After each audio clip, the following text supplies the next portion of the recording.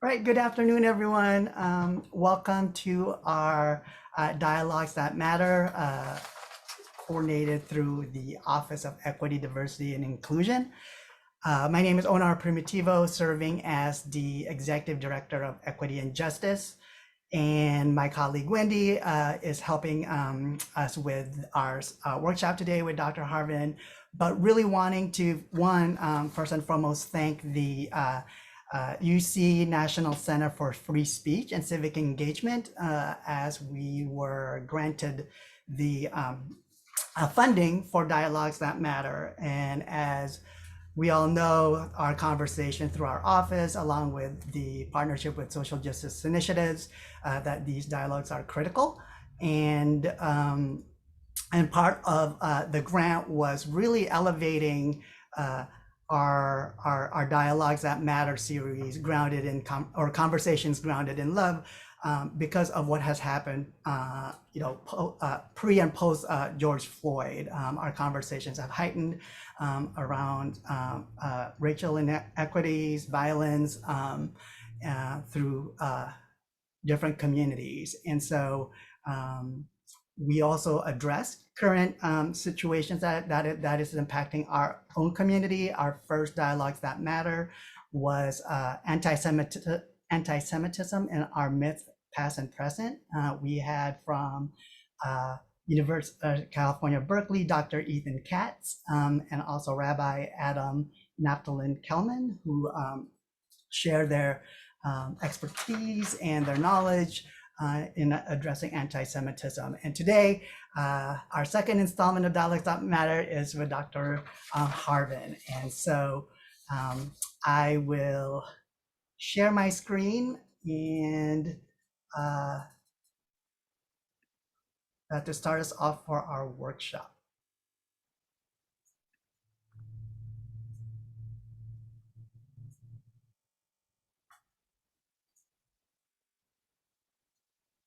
So again, thank you for joining us. We typically and always do our land acknowledgement for UC Merced, and it reads, oops, sorry.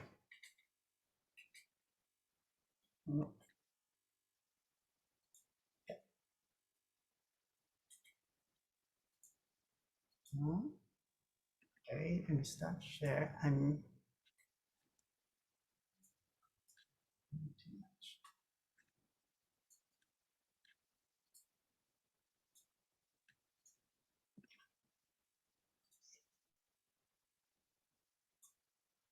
I forgot it's my mouse that moves there. Here we go.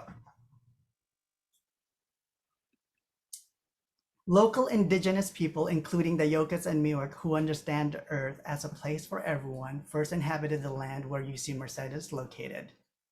When we address diversity on this campus, we do so boldly, daring to look forward and backwards and imagining diversity's demand for the 21st century and the importance of diversity in addressing past wrongs, reaffirming humanity, and ensuring a reconciliatory path of redress for the future. The most prominent path on our campus is called Scholars Lane, and by day you can see and hear and witness the embodiment of our diversity through campus community members making their way across campus, framed by the slopes and peaks of Sierra Nevada. And again, for us, it's really critical to understand that we are guests of this land and that we are the caretakers on sacred ground. We also, in all of our initiatives and workshops, that we do have these community agreements. Most of you are familiar with them, but it's always good to have a reminder, right? So in this space, we have a special guest, of course, but this will frame our conversation. Dr. Harven will provide some great questions. And again, part of it is also engagement. And that's what I promised Dr. Harven, that our Bobcat community is really engaged in these conversations. So for us to reflect and share. And I think that's, as a collective, that is our strength. So our community agreements is that we agree to speak for ourselves and allow others to speak for themselves with no pressure or explain, or no pressure to represent or explain to the whole group. And that we agree to listen with resilience, hanging in there when something is hard to hear. We agree to consider asking a question to check out that assumption we are making rather than taking that assumption as fact. We agree to share airtime and participate within the suggested time frame. We agree not to interrupt, except to indicate that we did not hear the speaker.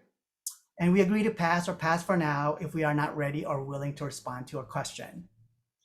We also agree that when we discuss our experience with people who are not present, we will not attach names or other identifying information to participate comments unless we have permission to do so. To the participants' comment unless we do so.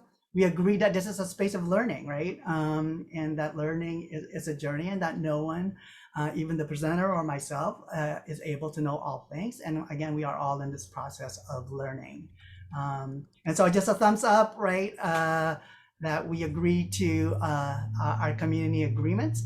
And I will now introduce our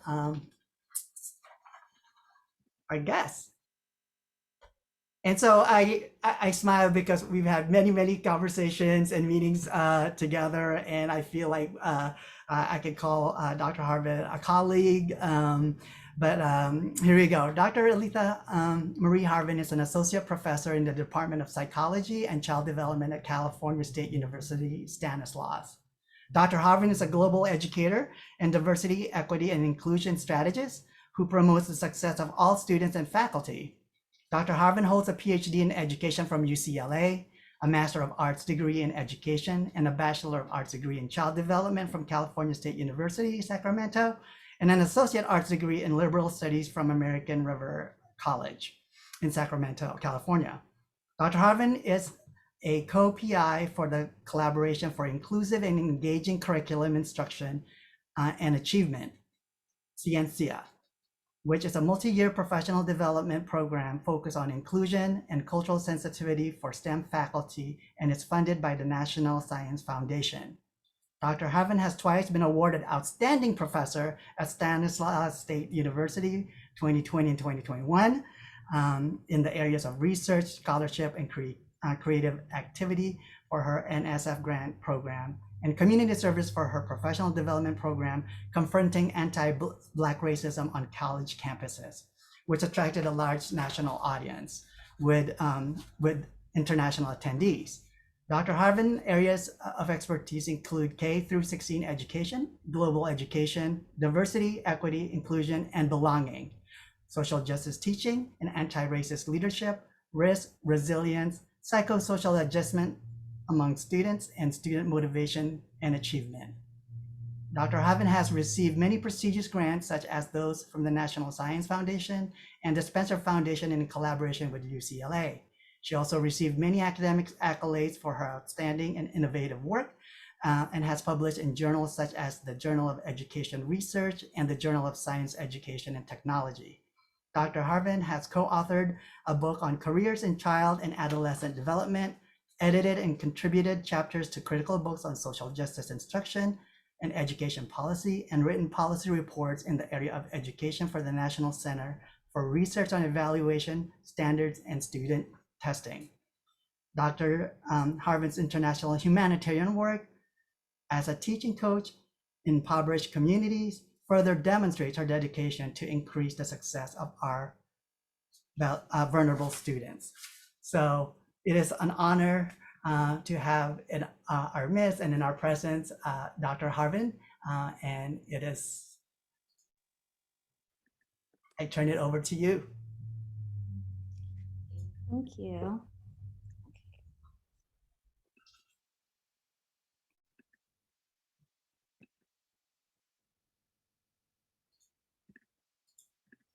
Thank you so much for that introduction. Hi, everyone. I hope you are doing well. Thank you so much. So I'm going to go ahead and share my screen so that we can get started, because I think we have quite a bit to cover in this session, and I'm really excited about it, honestly. So here we go. And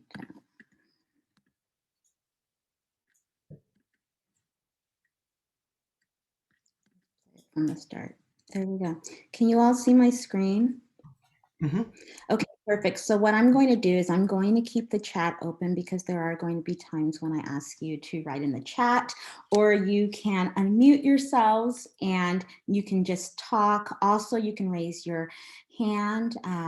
Both Onar and I will be paying attention to who's raising their hands so that if you want to talk by raising your hand, totally fine too. So whatever works for you, I'm good with it. So let me just open up my chat.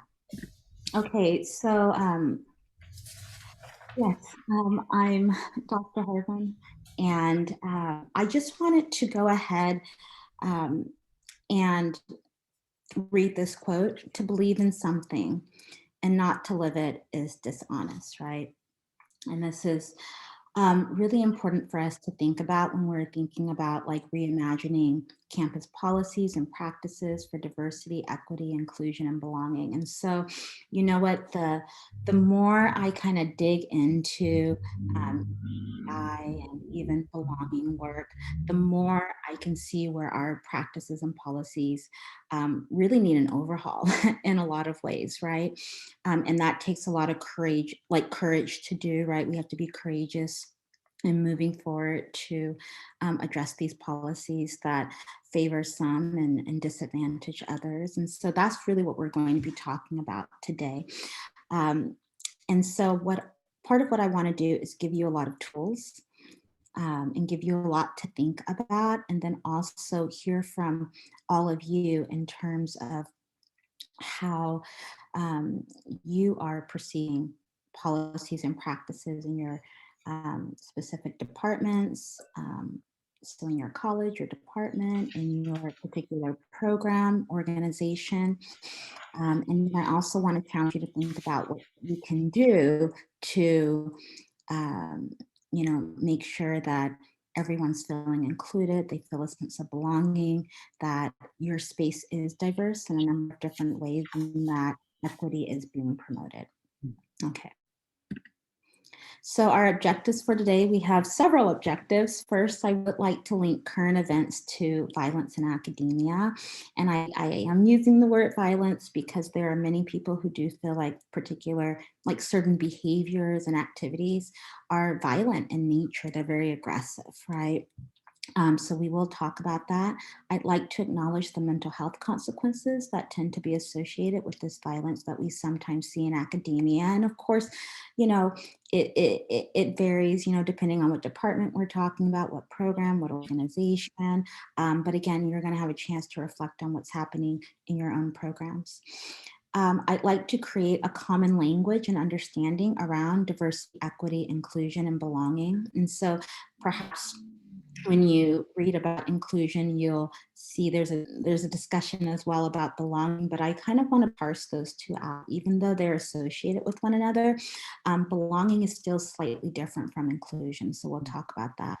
I'd like to explore the effectiveness of diversity, equity, inclusion, and belonging as a lens for your work. Let's reimagine campus policies and practices with that lens. And then also, I'd like to discuss challenges and resolutions to fully endorsing DEI and belonging work. So let's jump in, everyone. Okay, so first, what I thought might be really good for us to do is to just, this is part of me breaking the ice with you all.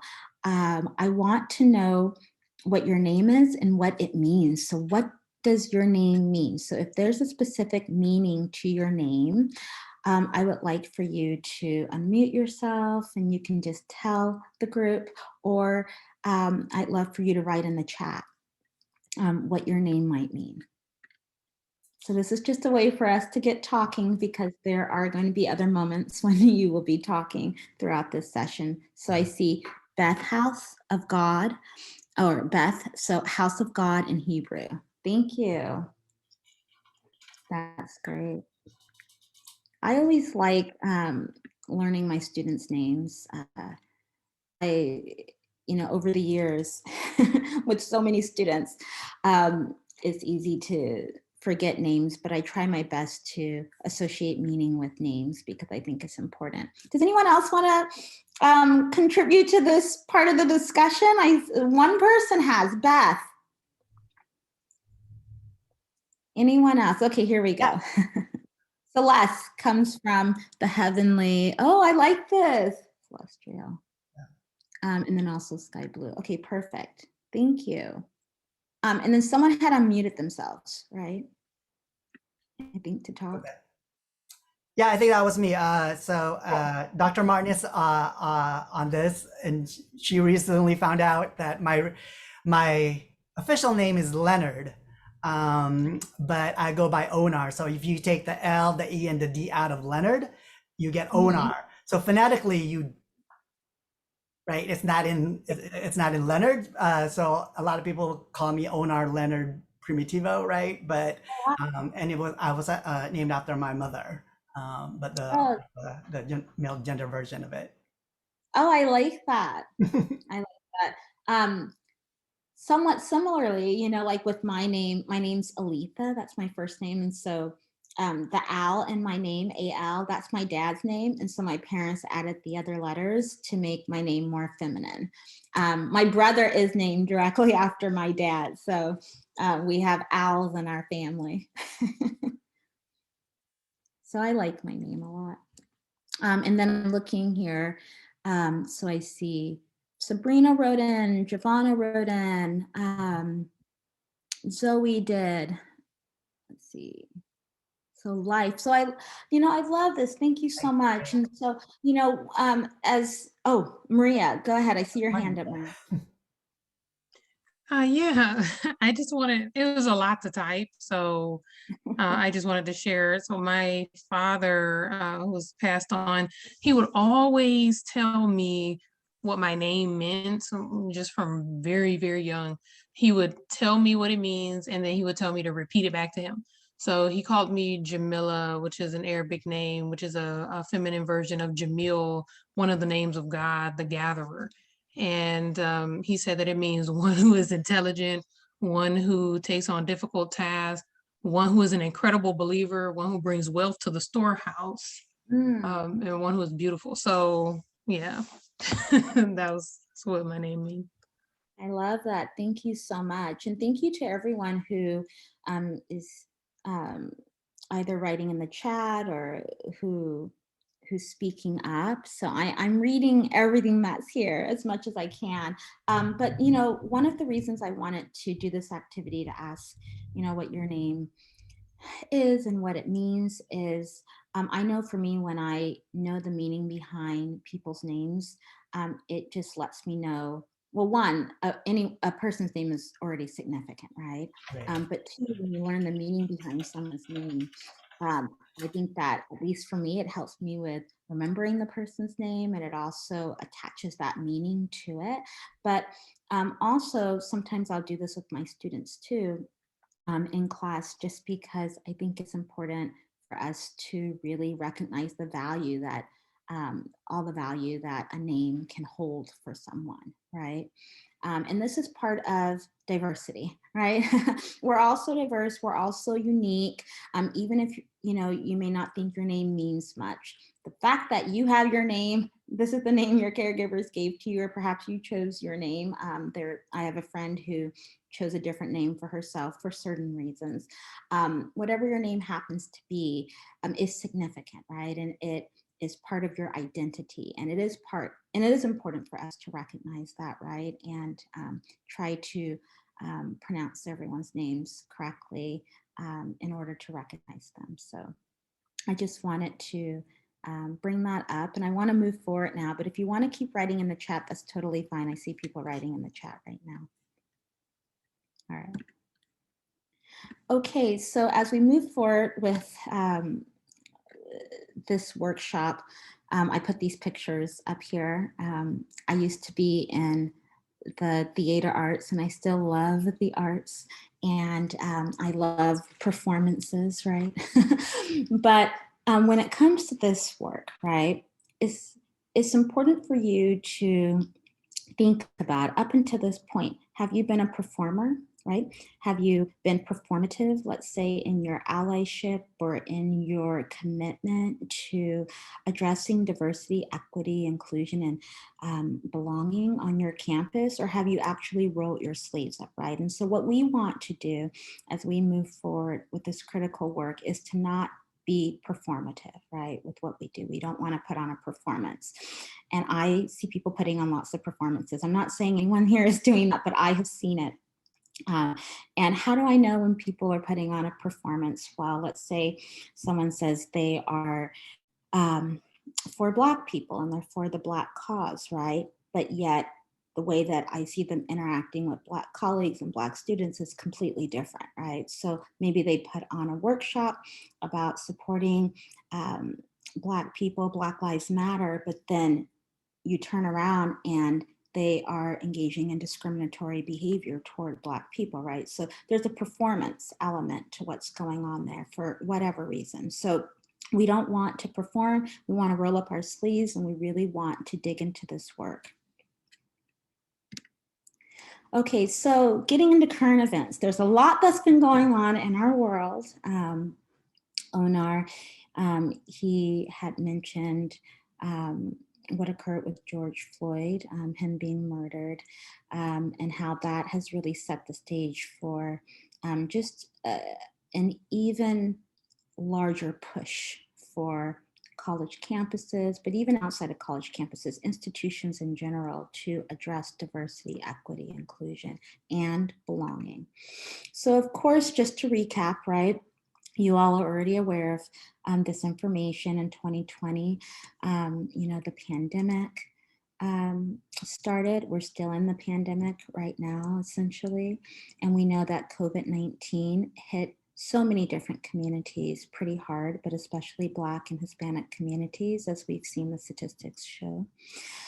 Also, there was this huge call for racial reckoning in our country, right? So there was a huge push for racism awareness and specifically anti-Black racism. So I remember during the last academic year, I was giving a lot of talks and presentations on anti-Black racism because so many people and programs wanted to know more about it and how to address it. Also, we know that anti-Black racism is a major public health crisis and racism in general, right? So any type of harassment, any type of discrimination, any type of ism, right, can lead to mental health issues, can lead to, I'm admitting people here, can lead to mental health issues, physical health issues, right? So physiological issues. So it's important for us to keep all that in mind. And also in 2020, in thinking about this and thinking about anti-Black racism and racism more generally being this public health crisis, we had a number of scholars, highly visible scholars, make statements regarding it, right? So Tyrone Howard, I put on a program last year, and Dr. Tyrone Howard, and I invited him to be my opening speaker, and he did such an amazing job, just totally amazing, blew everyone out of the water. And he was talking about anti-Black racism and did such a lovely job highlighting it. And something that he said during his talk was that we are living through this double tsunami, right? And at the time, he was talking about how it was COVID-19 and the current racial unrest in our country, right? So again, this was in, excuse me, this was in 2020, so last fall. And so he, excuse me, and so he is the one who is really saying this racial reckoning is needed. And he's been doing so much really, so much good work, surrounding anti-Black racism. And then also Dr. Sandra Schulman, the former president of the American Psychological Association. She was in the media talking about how we are living through a racism pandemic. And so I just want to read some of what she said here. The health consequences are dire.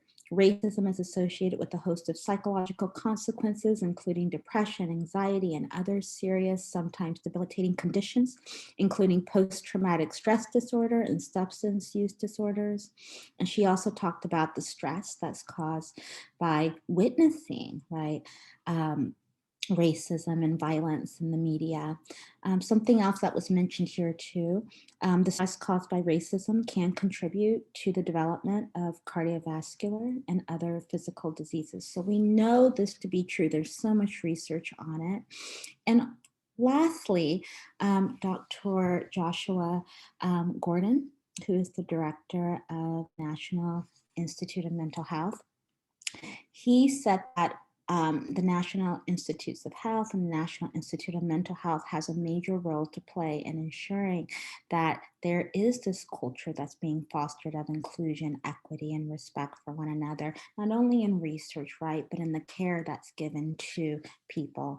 And so he was also visible in recognizing the health-related consequences that are associated with racism and discrimination.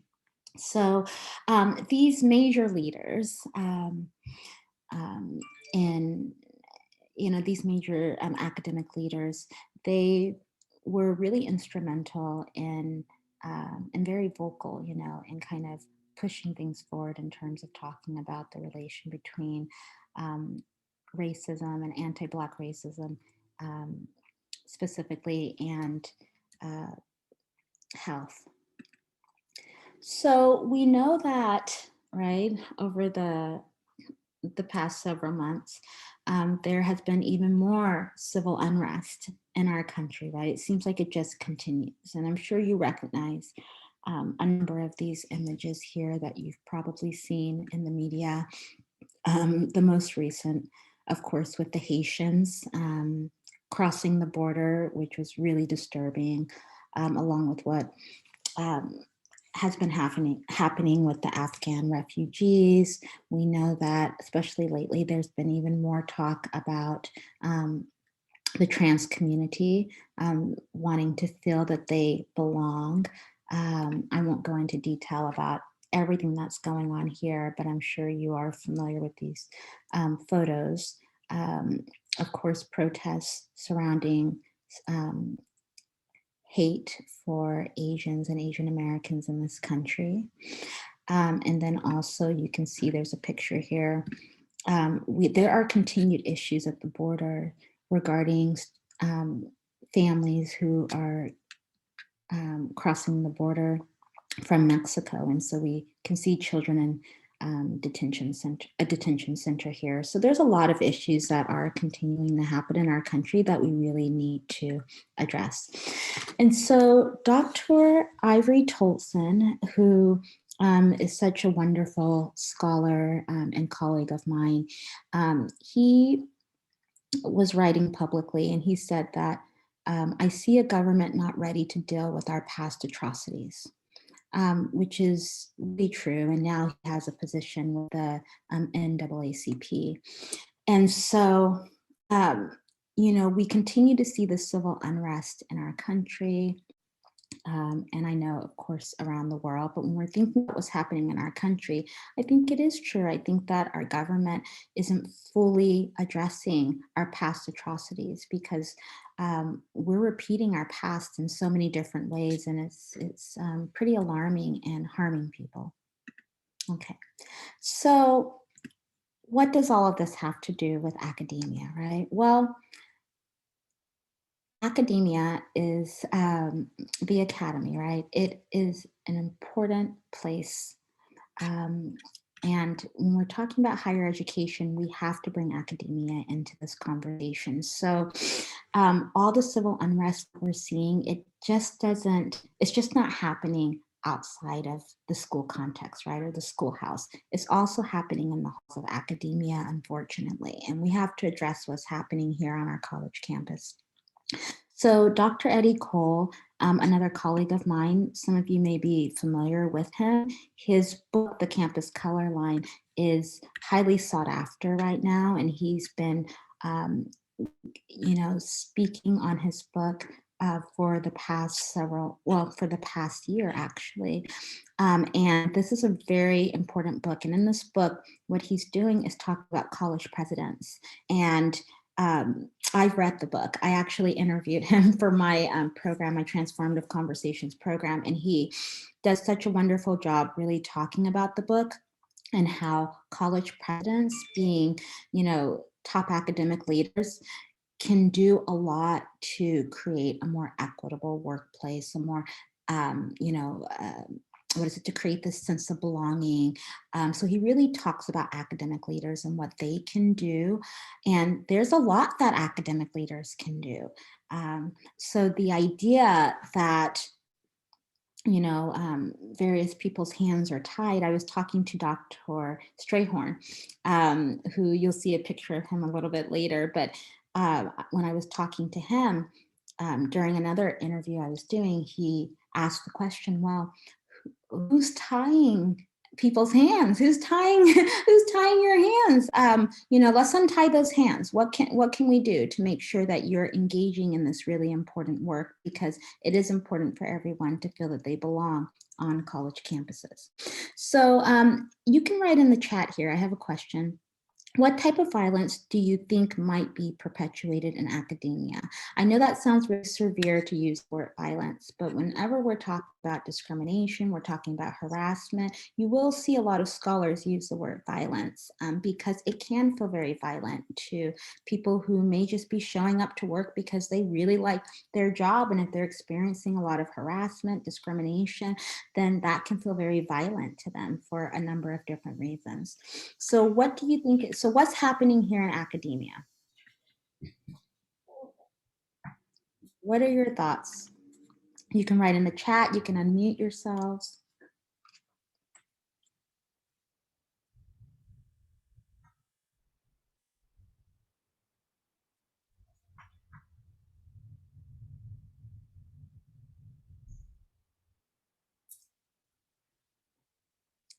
Okay, so I can give some ideas. I can give some ideas. Yes, I see you, Anar.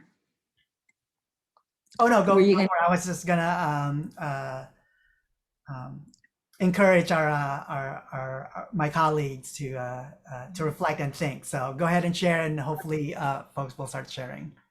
Okay, thank you so much. So I see, I'm looking in the chat and people are starting to share. So the endless microaggressions that feel like outright aggressions after prolonged periods of time. So yeah, there are people, scholars who are saying, okay, we have microaggressions, but these are really aggressive acts. They can feel extremely aggressive. Someone else in the chat said, Kathy, deficit thinking and language in the syllabus and classroom diminishes value. Absolutely. So thank you so much for that. Okay, so I want to give you some examples here. Okay. All right, so in terms of violence, there's physical violence. So for instance, police brutality, sometimes you will hear about instances related to police brutality on college campuses. Doesn't always happen, but there are reports. Psychological violence, we know that causes psychological harm, right? So coercion, defamation, verbal insults, harassment, being undermined, right? And you hear lots of stories about being undermined in meetings, for instance. Social violence, we know it has a social impact, so we can think about segregation, right? So being ignored, ostracized, isolated. Sometimes, when a colleague will come, a colleague may approach another colleague and say, hey, you know what, I feel isolated in this space. And if someone kind of denies that experience and says, oh, I don't feel that way. I'm not sure. Are you sure that's how you're feeling? And when we think about, being isolated, that's a very real feeling, especially for people who are coming from marginalized populations. And then epistemological violence is extremely important to talk about in academia. This is, and so the reason we want to talk about this is because interpretations of data from the academy are presented as knowledge. So those of us who are knowledge producers, we have to be very objective in how we are interpreting data, because we really can further stigmatize a particular community or a group.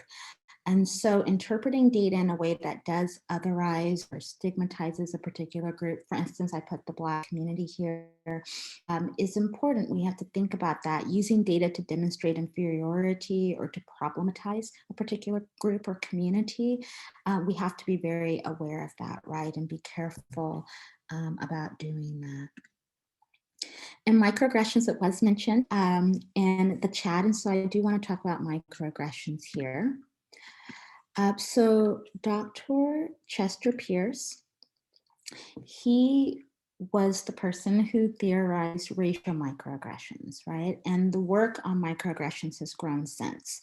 So he said that racial microaggressions, they're a form of systemic everyday racism, often subtle and seemingly innocuous in nature. Racial microaggressions threaten to keep those at the racial margins in their place. We know that microaggressions in general are linked or have been linked to white supremacist racial structures. We know that microaggressions are also related to aversive racism, for instance. So this is where someone may claim to have egalitarian values. So I believe in equality for everyone. I believe that everyone should have the same access to opportunities, yet those same individuals are engaging in racist and biased behavior, right? And so that's what aversive racism is really speaking to. And so microaggressions tend to be associated with this idea of being an aversive racist, for instance. Microaggressions have been extended, right? The discussion on it to talking about gender, sexual orientation, and the microaggressions that are associated with those particular categories. Also, ableism, we see, you know, there's so many different microaggressions that are being researched and talked about right now. So if you were to conduct a literature search on microaggressions, you can find so much literature on it related to a number of different marginalized communities. And so some key components of microaggressions, we see that they are daily, as I mentioned earlier, daily verbal, behavioral, and environmental indignities. Microaggressions can be hostile, right? Negative, derogatory. They can be intentional or unintentional, right?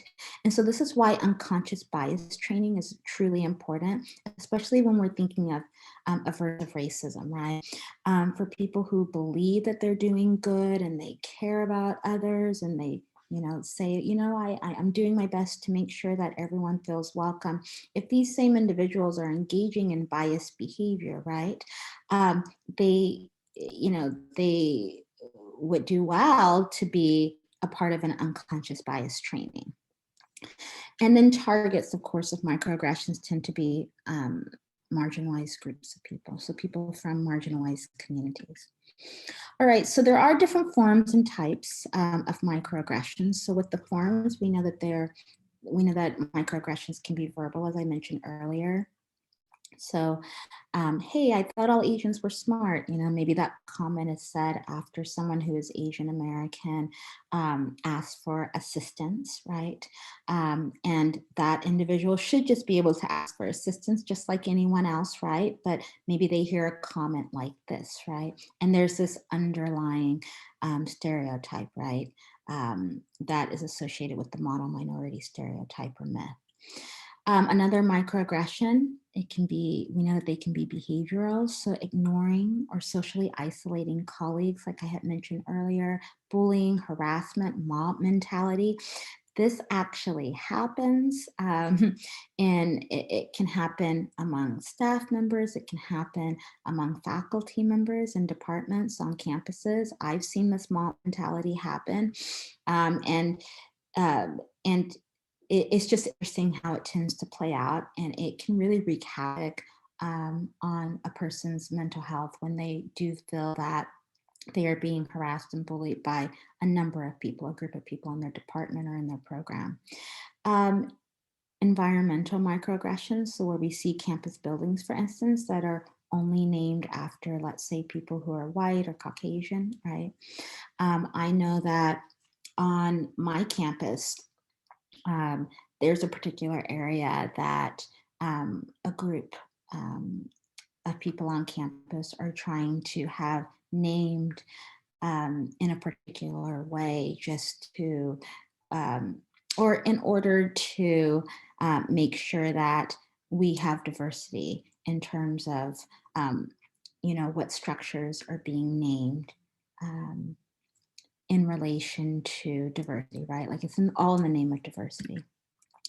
And then different types, right, of microaggressions. We have micro assaults, and these can be verbal, nonverbal attacks. So stigmatizing jokes that are made in the workplace, for instance, or maybe in your program or organization, people make jokes. Depending on where I have worked, I have heard a number of different jokes. And so usually I will say something because I know how important it is to stand up for people from diverse communities. So I usually say something when I hear stigmatizing jokes. I would encourage everyone else to do the same. Micro insults, these can be rude and sensitive comments. So you're very articulate. So this may not seem like it's a big deal, right? But like, I know that I have gotten this a lot. I've heard this so many times. I remember I gave a presentation once, and after the presentation, I had a woman come up to me, and I was the only Black person in the room at the time. And so she said, "You're so articulate. That was a really great, talk or presentation that you gave." And I asked her why she made that comment. And then she just gave me a look, so it was really interesting because I had never heard her say that to anybody else. And so this is something I tend to get a lot, and it is considered to be a microaggression. So how should I speak, right? Should I not be articulate? What's the underlying message? And then micro invalidation, right?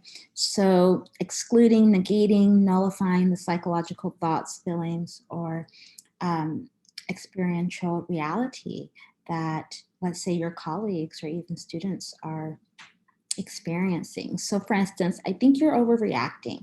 I'm sure Sharon didn't mean any harm by her comment, or John is really nice. I'm sure he doesn't mean to promote your ideas as his, right? And so when we approach someone, when we approach a colleague or we approach a friend on campus, and we tell them about something that has happened to us, right? Mark is taking all of my ideas. John is taking all of my ideas, right? And he's promoting them as his own. A comment like this last one you see here is invalidating my experience, right? And so microaggressions over time, they can add up and they can really wreak havoc on a person's mental health, on their sense of belonging in a particular department, in a program, an organization. And so we do want to be really careful about what we're saying and how we're saying it to people. And we also want to think about our behavior. So just to give you a little more information on microaggressions, and there's a handout that I really like on microaggressions that I will totally share with all of you as a resource if you would like it. And so anyways, one of the microaggressions that is talked about, like in this particular handout that I'll pass along, is feeling like an alien in one's own land, right? So mispronouncing names. So, I asked you all to tell me about your name. There's a reason I was asking you to tell me about your name. But anyways, it's just not about mispronouncing someone's name once or twice, right? It's about continuously, mispronouncing names, even though, the person in your presence has clearly broken down their name for you. So I know I like to practice people's names as much as I can. And I'm not perfect, so I might mispronounce the name, but I will ask,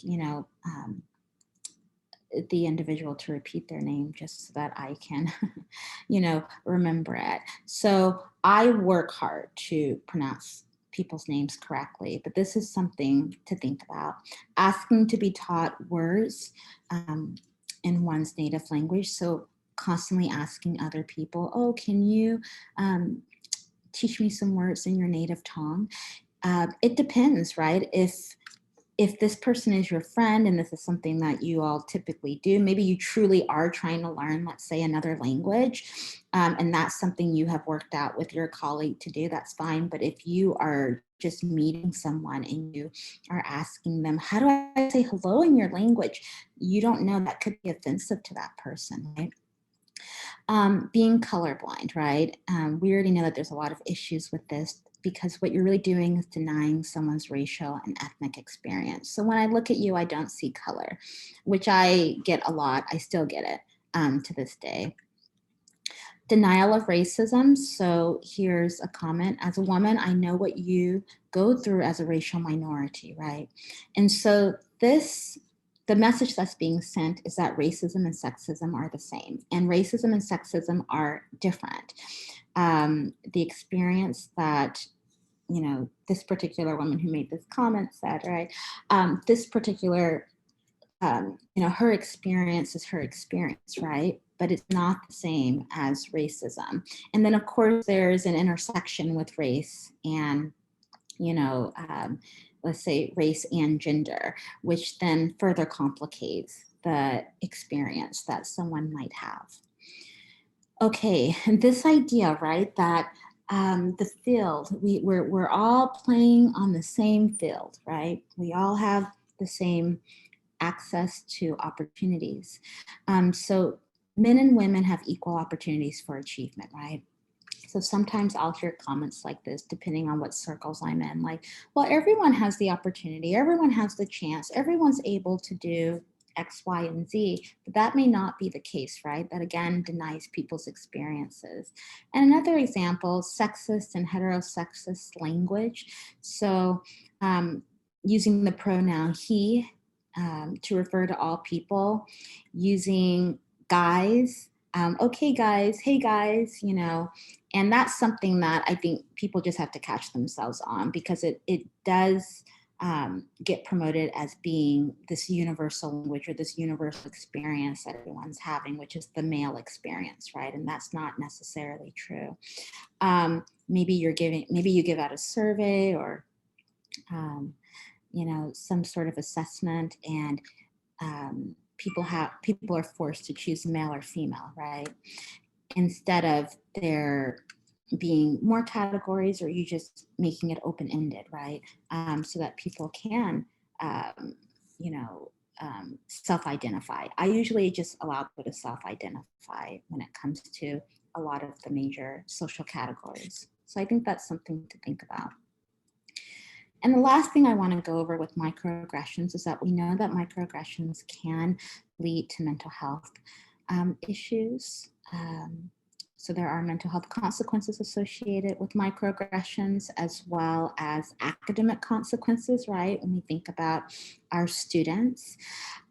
So racial microaggressions, for instance, have been associated with depression and negative affect, right? So when we think about affect, we can think about emotionality, like emotions. Ableist microaggressions, so those have been associated with symptoms of anxiety, depression, poor academic self-concept. So when we think about mental illnesses, right? So microaggressions that people who have been diagnosed with mental illnesses tend to, or have reported feeling isolated. They've also reported negative emotions. And then of course, gender microaggressions can lead to mental health distress. So this is just some of the literature. There's a lot of literature on the mental health consequences that are associated with microaggressions. Okay, so I just want to pose this question here. To what extent have you experienced or witnessed microaggressions on campus? And what is one way that you can address microaggressions in your specific role? So in your college, your department, your program or organization, and you can always just write in the chat, or you can unmute yourselves if you feel comfortable doing that.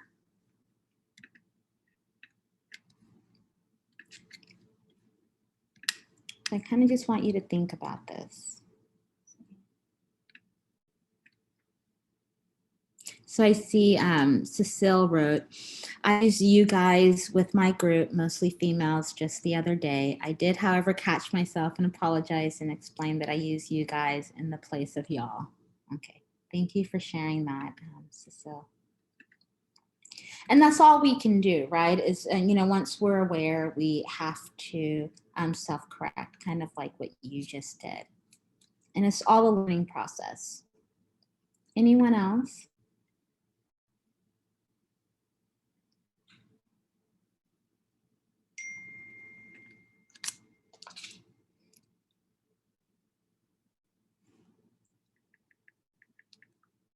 Okay. Yeah, ask others for their pronouns out of respect. Absolutely. So I usually do that. I know, you know, I operate in different spaces on my campus.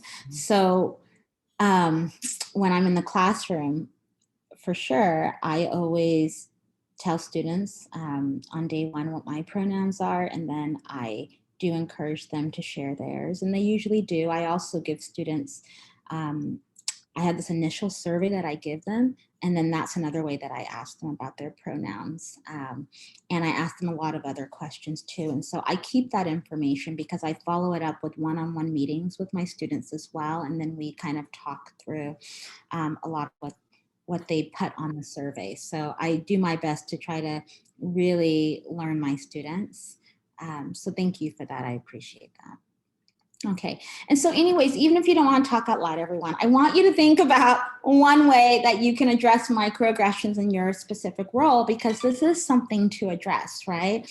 Colleagues may come to you, students may come to you and talk to you about their experiences. Perhaps you're experiencing microaggressions, and it is important for you to think about how you want to address them. But of course, we're going to be talking more about that anyways in this talk.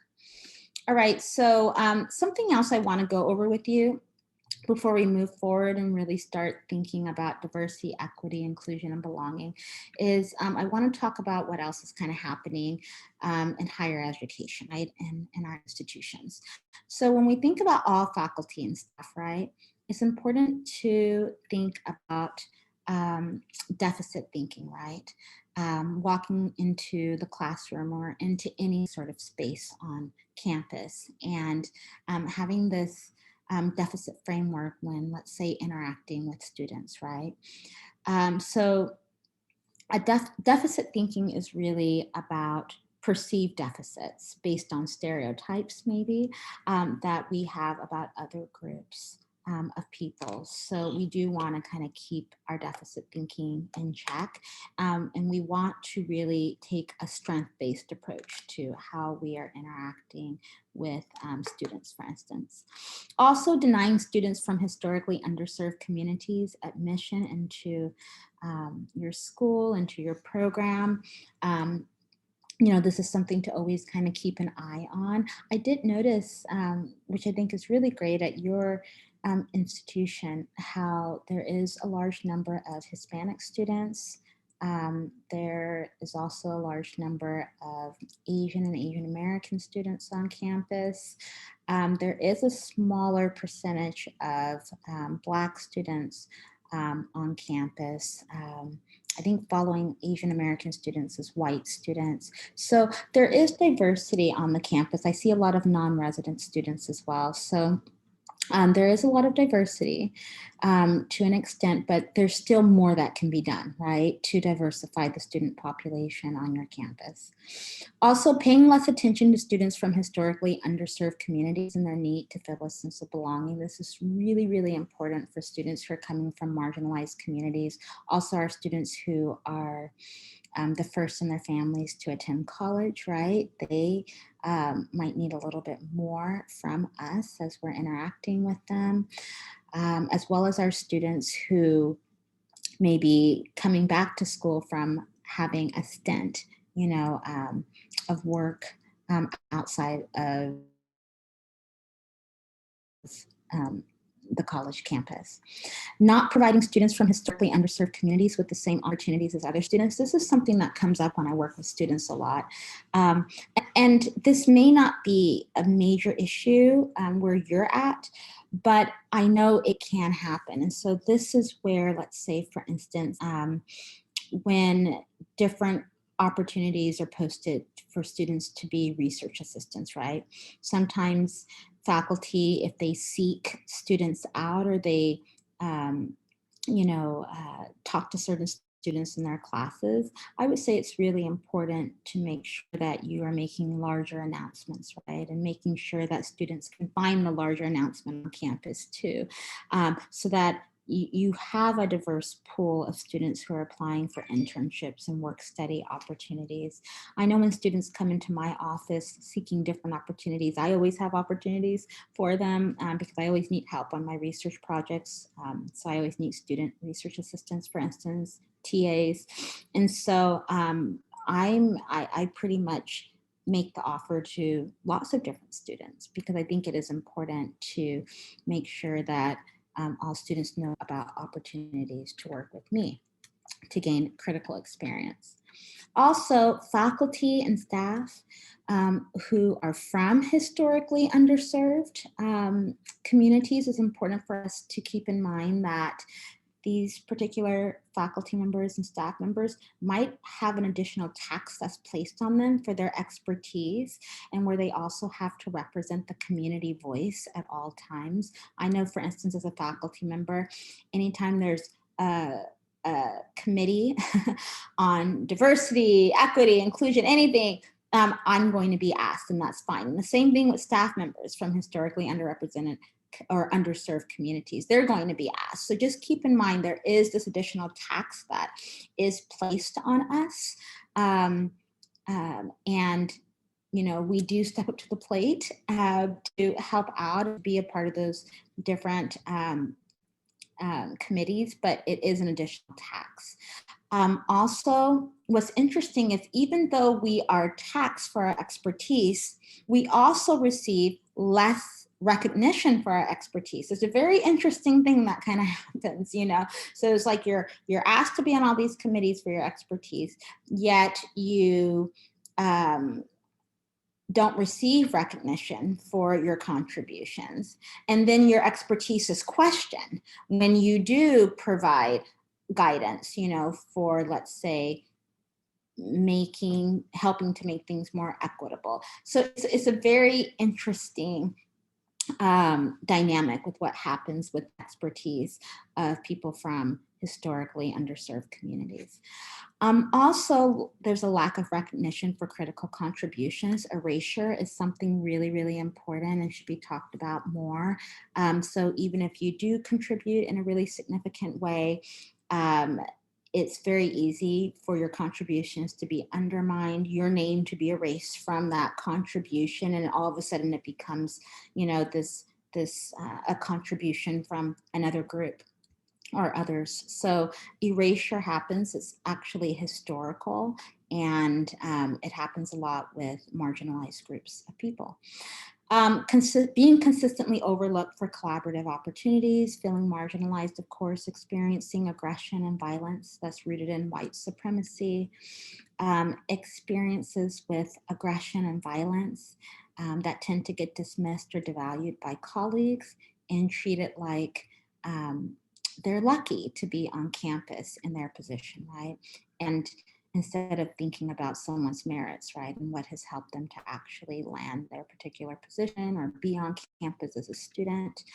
And then also staff from historically underserved communities tend to feel that they lack voice. They feel silenced in a lot of ways. This isn't all staff members, but I've worked with enough staff members on campuses, and right now I'm actually conducting interviews on one particular campus with staff members, and this is what I'm hearing. I'm being told that they feel they can't speak out against any injustices that they are perceiving, particularly if it's directed at them, because if they say something, they are afraid of being fired. They are afraid of being let go. So their livelihood is on the line. And because of that, they have to remain silent, they feel. So anyways, that's something that I will be addressing with management in this particular, on this particular campus. Lack of support from colleagues, lack of opportunities for advancement, being considered the helpmate. I've heard that from staff before. And then supervisors who tend to be paternalistic, right? So again, it's all interesting what tends to happen in higher education, you know, people, staff members, faculty, particularly those from underserved communities, want to contribute, but oftentimes experience microaggressions, experience harassment, discrimination that actually silences their voice in a lot of ways. So we do want to kind of keep all of this in mind when we're thinking about what violence might look like in higher education. And this is why it's so important for us to promote diversity, equity, inclusion, and belonging, because in doing that, you can really help people to feel that they belong to your campus community. Okay, any questions? If you have anything to say, you can always just raise your hand and unmute yourselves. Now, this part of the workshop, it is going to be a bit interactive, but I'll also be giving you tools throughout as it relates to DEI and belonging, B.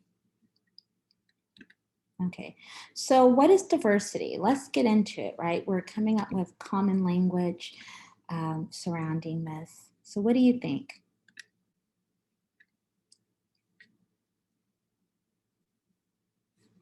So what is diversity? How do you see it? I know it's a very basic question, but I actually want to know how everyone is thinking about diversity.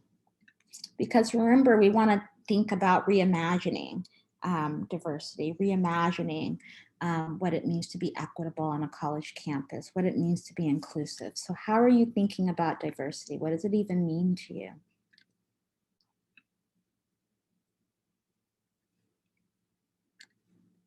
Is it just about the way people look on campus, or is it about more than that?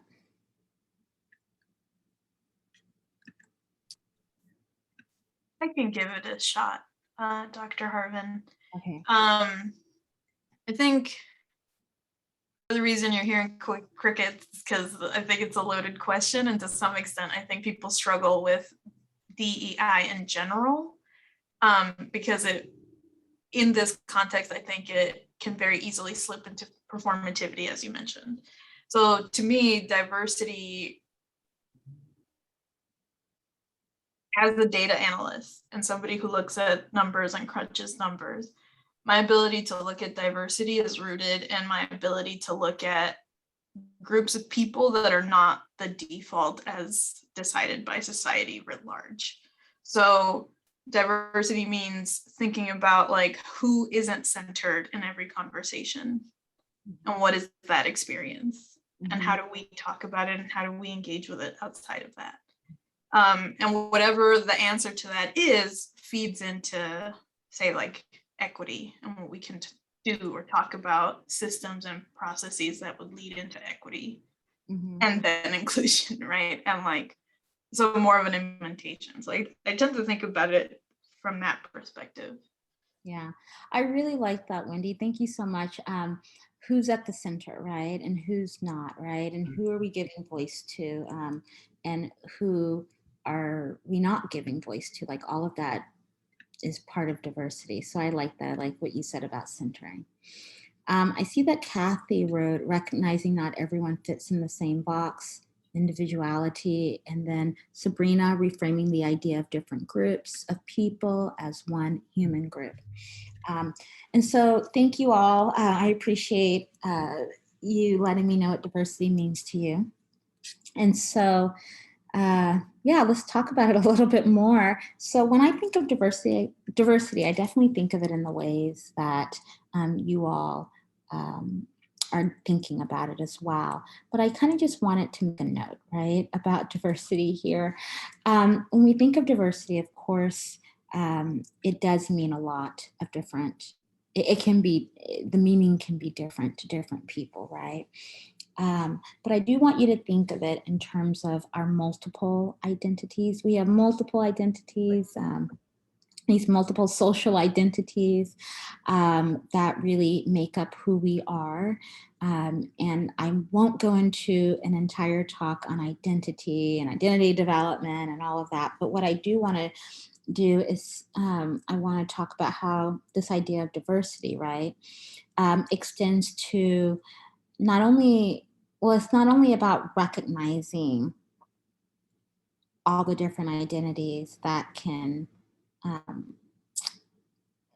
make a person unique, right, and speak to their unique presence in the world. But it also extends to our reaction to people's differences, as well as to how we choose to live with this reality, right? So if you think about your campus, right, your college campus, you all know that the world is diverse, right? And you know that diversity on your campus is really important. So how do you choose to live with this diversity, right? How do you choose to live with all the differences that people bring, let's say, into the workplace or into the classroom space? How do you choose to live with it? So you can either embrace it and accept it, right?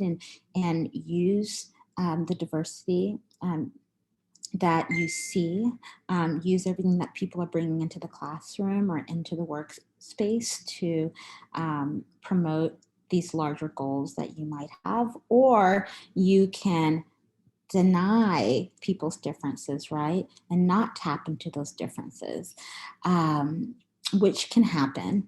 And maybe you're doing that because you want to promote your goals, but you don't necessarily know how to bring everyone's unique their unique identities and their unique experiences into goals. So we can see that happening too. So it is important for us to think about the extent to which we are accepting people's differences and using their differences to promote larger goals that we have, whether that's as an institution, whether that's in the classroom setting, whether that's as a college or a program or department.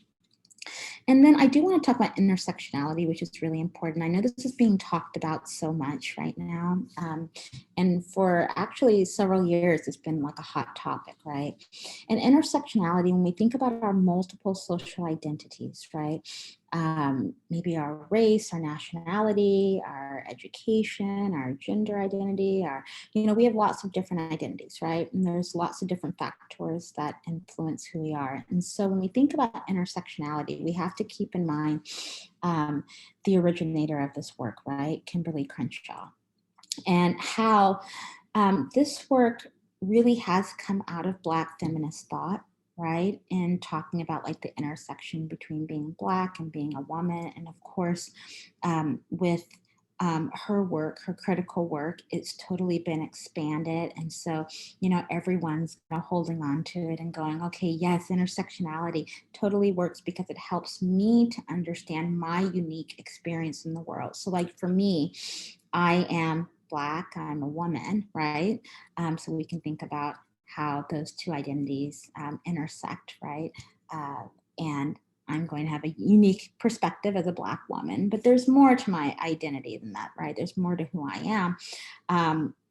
I can bring my religion into play, right? My religious identity. I can bring in my socioeconomic status. I can talk about my sexual orientation. There's a lot of different factors, right, that intersect, that help me to have this unique experience in the world. And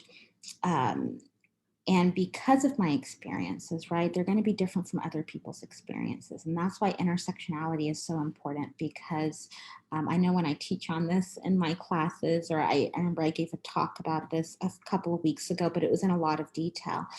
But with intersectionality, we really want to see how our social identities are intersecting and influencing the way that we are functioning in the world and in spaces on campus, but how are people reacting to us, right?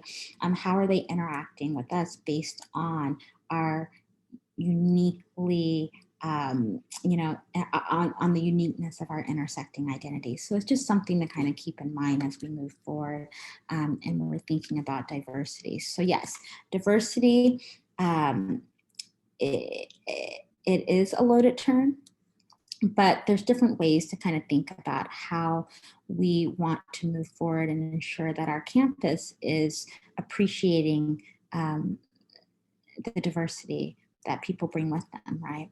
So I have an application and takeaway here. So my application, right, has to do with interrogating diversity-related practices. And this is something that everyone can do, whether you are a faculty member, administrator, or staff member. And so I know at least on my campus, when we talk about administrators and staff, we separate those words out. So I just wanted to do that here, those categories.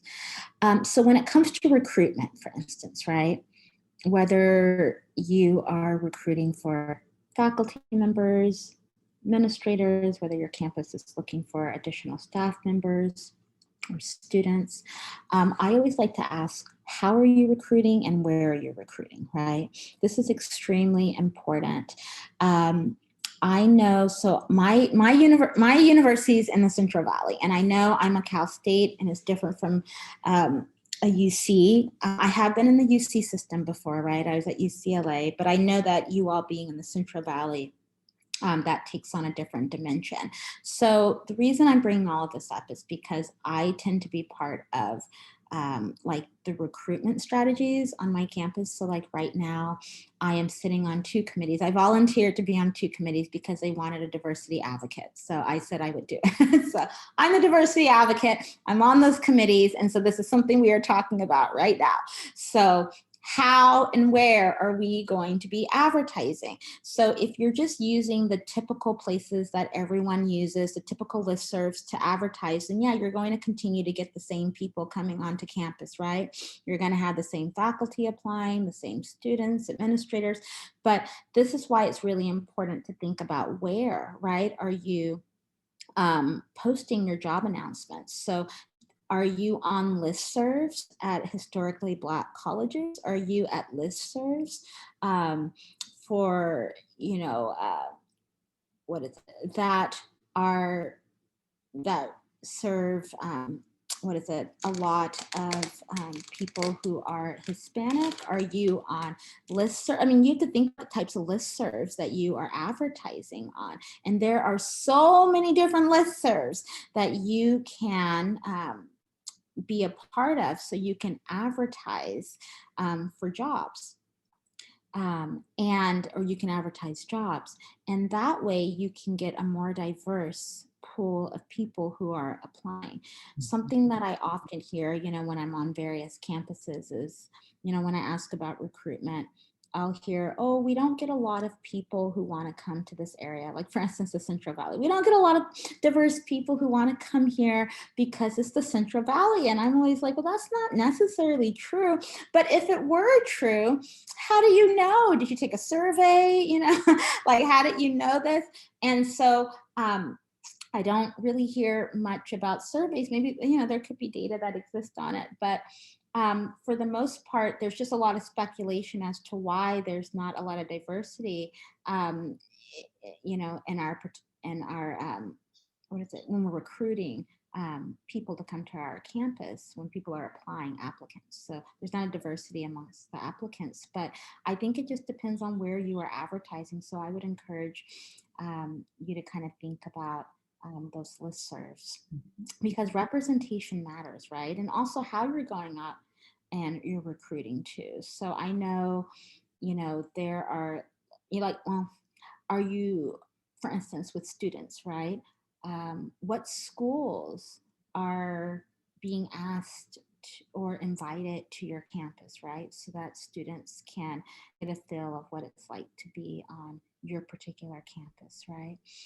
That always helps with recruitment. Or what schools do you go to visit, right? In order to recruit students. So just something to think about. Diversity statements are really important. I know that more and more campuses are requiring diversity statements when it comes to applicants applying for various positions. And so something to think about is the prompt, right? What sort of prompt are you giving out with a diversity statement? But the rubric is extremely important. So this is where it's getting a little tricky. So what I see happening, and I can talk about what's happening on my campus, is diversity statements are being required, but there's no rubric. There's no way, excuse me, to really say, okay, this person is going to come in here or come to our campus, and they are really going to engage in a great deal of diversity, equity, and inclusion related work.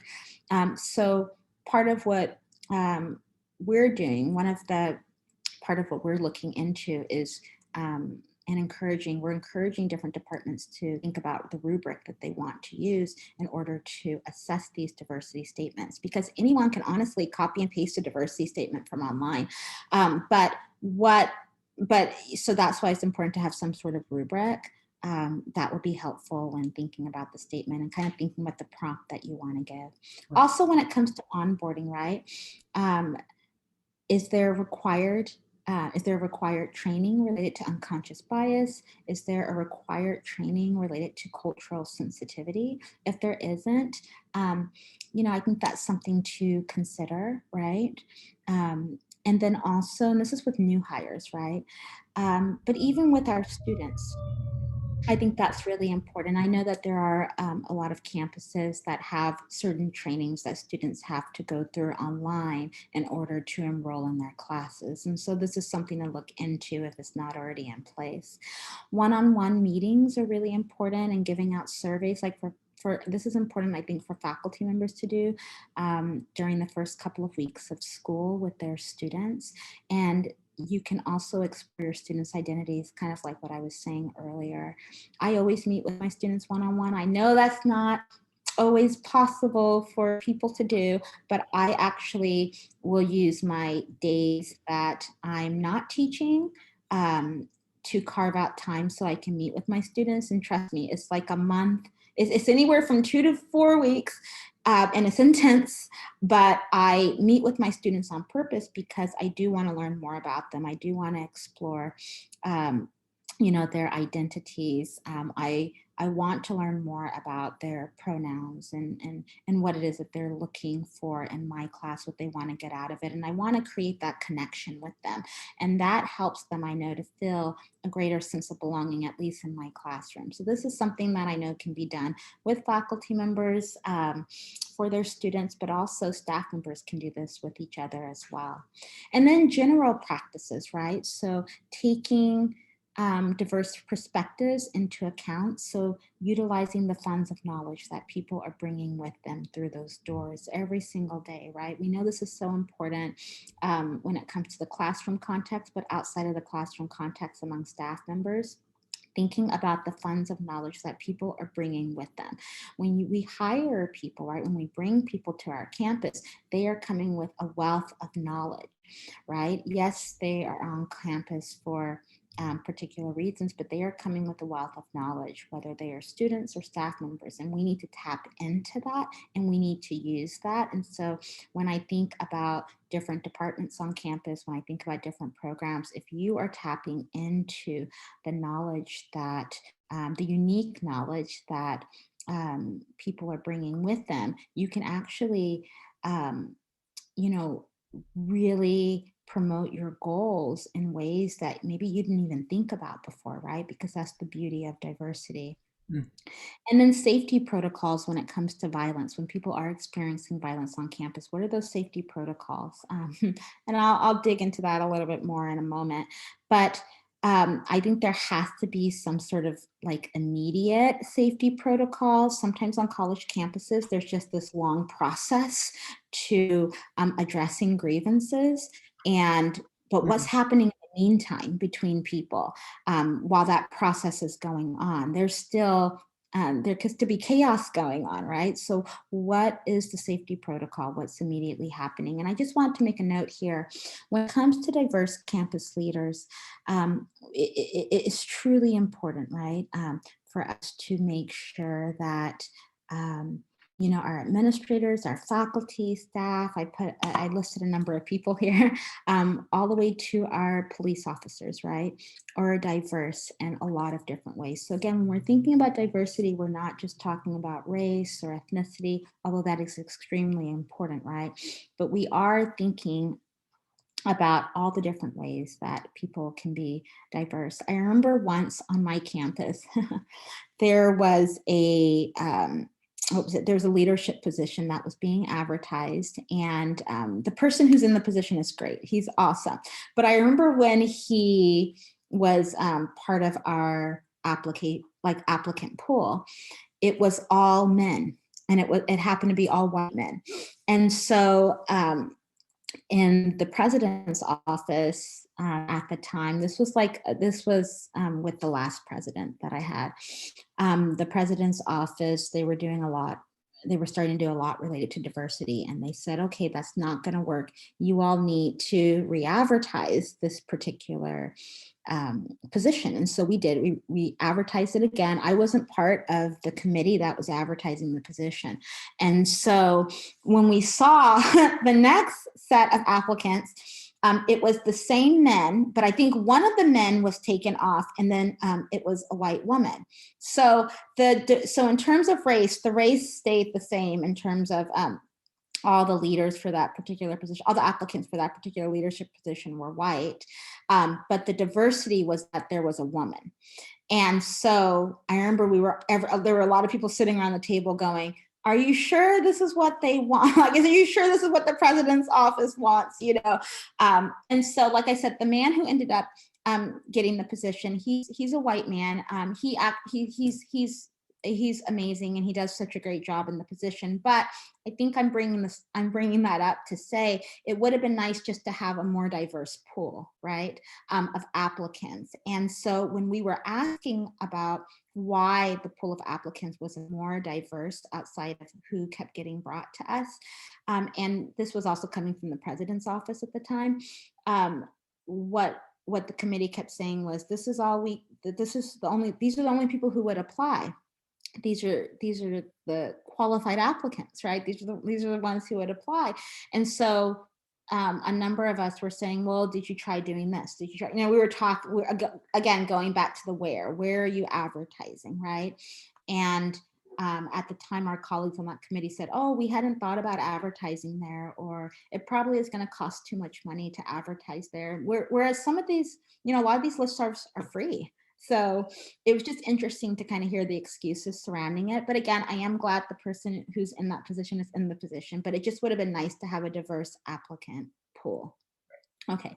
Yeah. So, sorry, Dr. Harven, that was the other thing I wanted to mention was around the recruitment piece, right? Prior to technology and the distribution list, is that diversity can ask of where you're posting the position, right? But equity says, like, are you putting enough funding or budget for that specific publication, right? So Chronicle of Higher Education is not free. NASPA, ACPA, right, and all these other organizations are not free. And so how does equity then ask the question about budget, right? Are we putting our resources where they need to be to ensure that we do get that diverse applicant? I love that. You're absolutely right. You're 100% right on that. Thank you so much, because you were making me think about how I've always been involved in recruitment efforts. And so I know if there isn't enough money for some of us to fly out, right, to particular events that are going on and that organizations are putting on, like diverse organizations are putting on, where we want to get our message out and we want to recruit from their particular pool. Yeah, you're right. Then we're not able to go if there's no funding behind it. So yes, funding is huge. So something I want you all to think about, I'm also thinking about time, so I want to move through some of my other slides, but you can always write in the chat. I love when you write in the chat, but what is one way that you can advance diversity in your specific role, right? And these are just some examples that I'm giving. Of course, there are many ways that you can advance diversity, right? But these are just some examples. So I want you to think about what you can do, okay? when it comes to equity, right? And Onar, he gave us a great example of equity just now, but what is equity to you? What do you think about when you think about equity? What does it mean?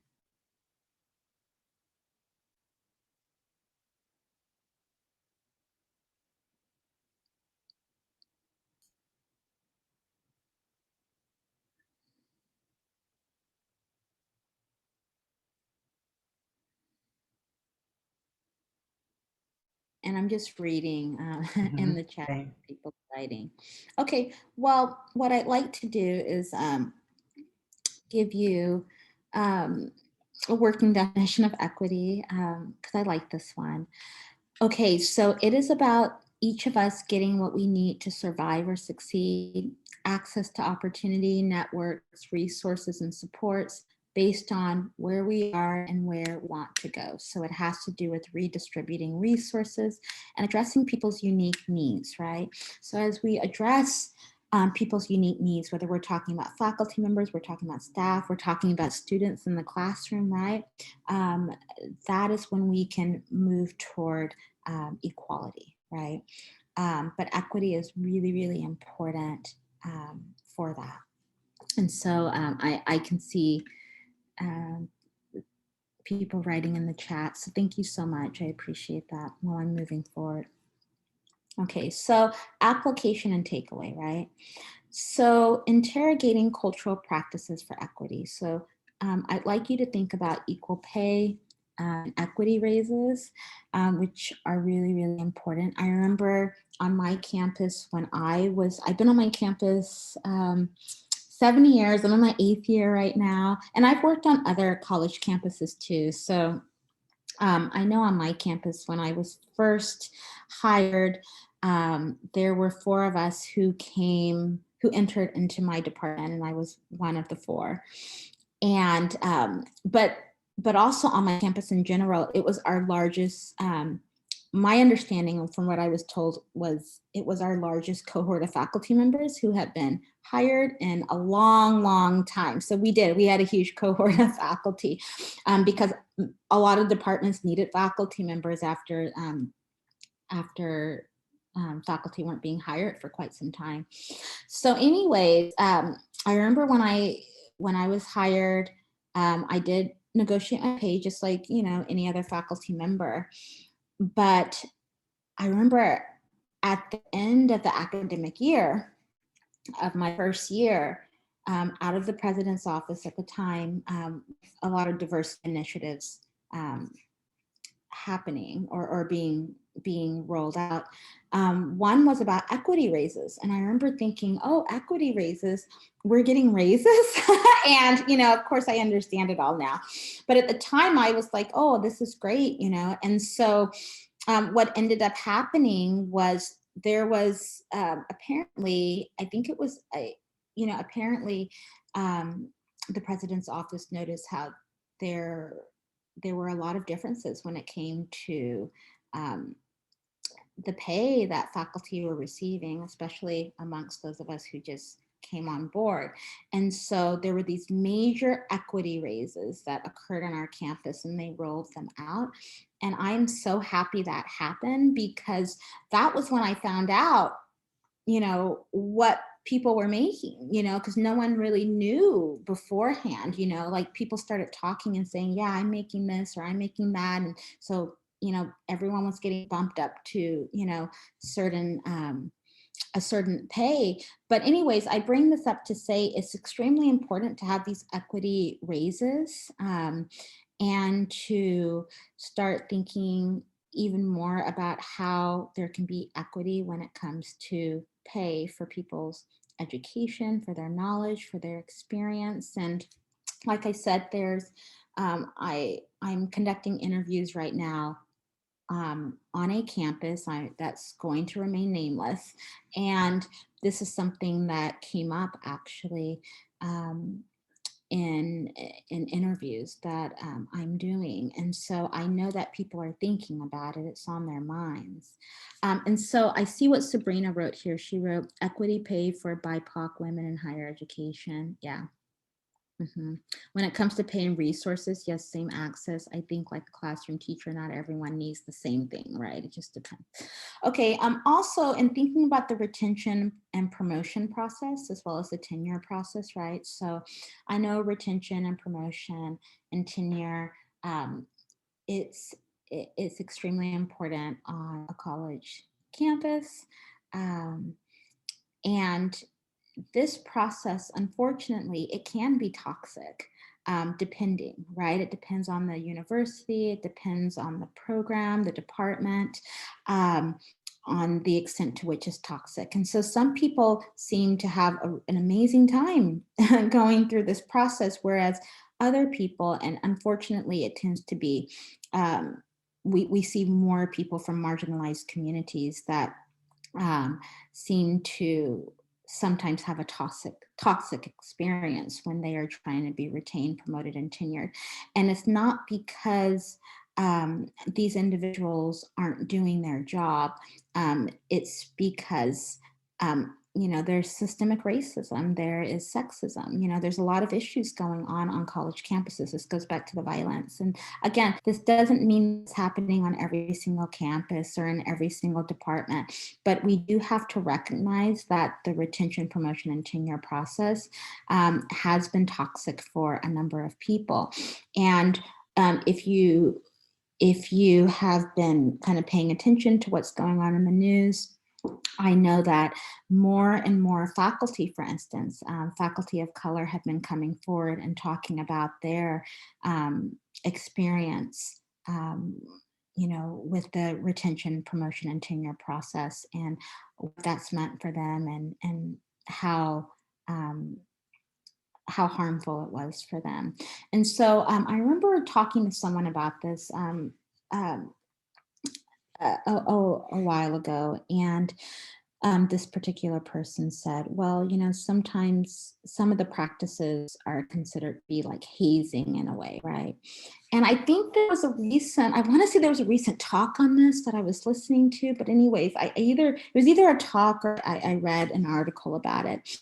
But basically, it made me think about that, right? And it's like what may seem like hazing, if you will, right? It's not really hazing, it's toxic, right? So unfortunately, like I said, some people aren't going to have the best experience. But then if you have a faculty member who's going through the process and you want to do the same thing to them, put them through the ringer in the way that maybe you were, that's carrying on a toxic tradition, right? So when it comes to retention, when it comes to promotion and tenure, we really need to think about what is equitable, what is really going to work for everyone, and to keep in mind that depending on who your colleagues are, their tenure process, their promotion and retention process might look a little bit different than yours, right? And it's okay. How do we support people in their diverse journeys on our campus? And something that I know on our campus we've been working on is like expanding, for instance, when it comes to faculty members, kind of expanding elaborations. So, some faculty members, they like to write books and they like to be more in that world as opposed to working on research articles, right? And so just because traditionally the department has pushed research articles forward, if there's some people where their work calls more for writing books or contributing book chapters, can that be negotiated? Like these are the kinds of conversations that we're having on our campus right now. Can that be something that's negotiated, right? And what about where people are publishing, right? Like the journals, for instance. Certain journals are considered to be our top tier journals. Does everyone have to publish in the top tier journals in order to get tenure? Is that necessary? Because some people, they thrive in other areas, of the retention, promotion, and tenure process, like what's required of them, right? So maybe there are people who are really good at programming, or they're really good at their service work. Can more weight be placed on that, right? And so, of course, I know this differs depending on what institution we're talking about, whether we're talking about, UC Merced, and we are talking about UC Merced, right? So what's happening at the UC level is different than what's happening at, a little bit different than what's happening at the Cal State level, but there are a lot of similarities. So it's just something to kind of think about, that process and what's going on.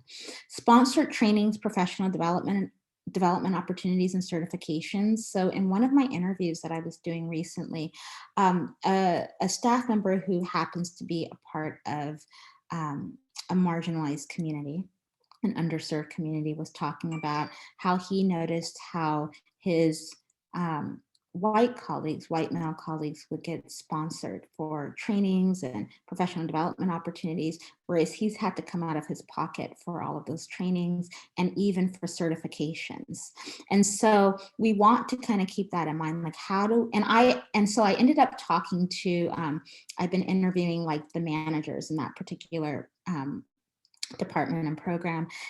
And so what I was told by the managers when I was just interviewing them, it kind of came up, and I didn't bring it up, it just kind of came up about trainings and professional development. And they were saying that they give everyone the opportunity, right? But it was interesting to hear how this other person said, well, no, everyone doesn't get the opportunity, right? So we can see there's a discrepancy there. So I know when I talk more to the managers, I do have to talk to them about that, about is there money in place, right? Where anyone in your department who wants to go to, who wants to receive professional development, or who wants to, be a part of a particular training or get a particular certification that would advance them, is there money to do that, right? And so I know that particular departments can set that kind of money aside, but also this is something that we should really be asking administrators to help with, right, financially. Ongoing conversations surrounding equity are important. And then of course, equity and accommodations and activities when it comes to accessibility and mobility issues. This is extremely important. I know on my campus, we have, we're doing a lot surrounding accessibility and mobility.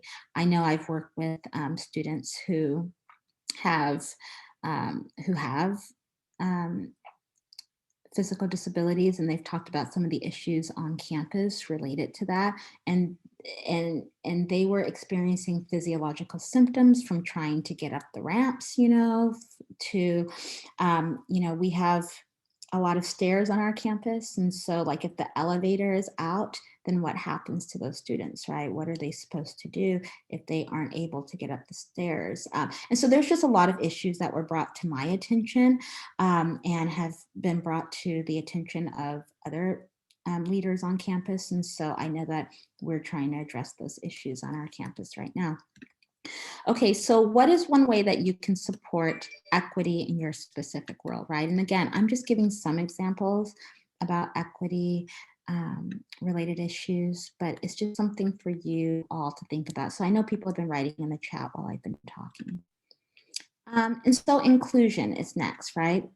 So again, I'm moving just because of time. I just noticed the time.